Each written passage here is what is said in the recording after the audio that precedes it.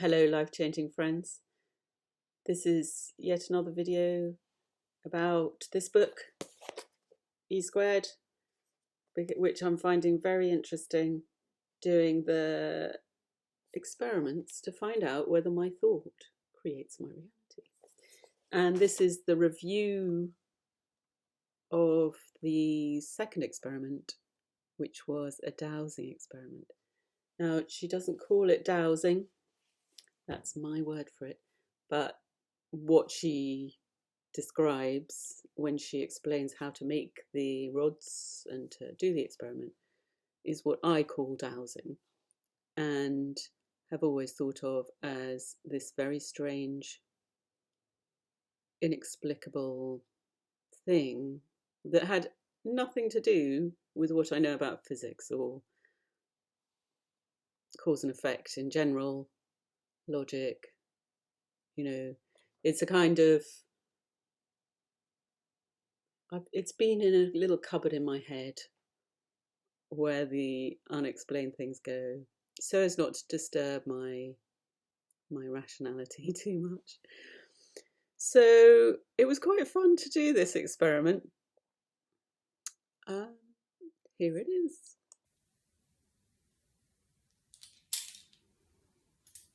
So here we are. These are my dowsing rods, pointing, wobbling around, pointing generally straight.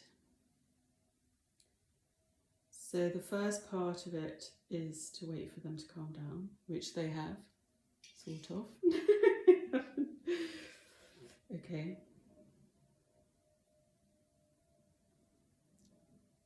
Okay. And then the next bit is to think of a very, very unpleasant experience. And I'm thinking about an argument I have had. And they are going towards each other. And then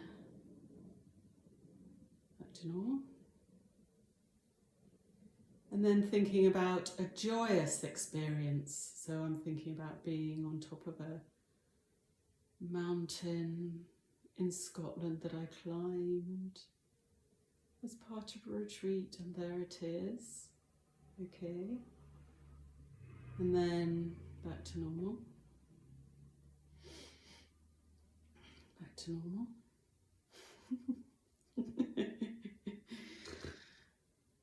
Back to normal. Ooh. Okay. And then, without looking at it, I'm thinking of something to my left, which is a lovely painting that my daughter did. And then something on my right. Oh, something to my right, which is some dried flowers that my friend gave me. And there you have it. It appears to work. Okay. So, the result of that experiment was a big tick. Yes, I can move reality with my mind.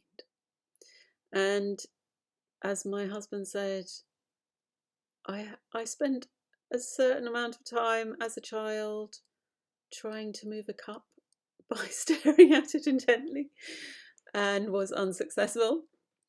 So I should tell you that as well as doing that, I did try moving the dowsing rods by tipping my hands a little bit, and I found I could do that, but I absolutely couldn't control it.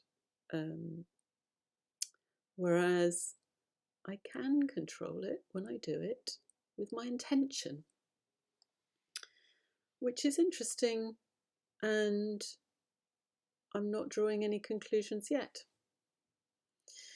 So the next experiment is called the abracadabra principle, which is what I have been thinking of as manifesting.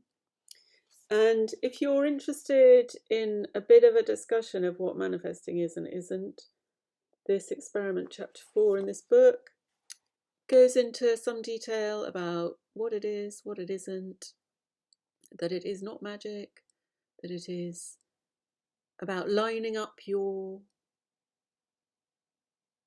thoughts, your inner intentions. She doesn't actually tell you how to do that, but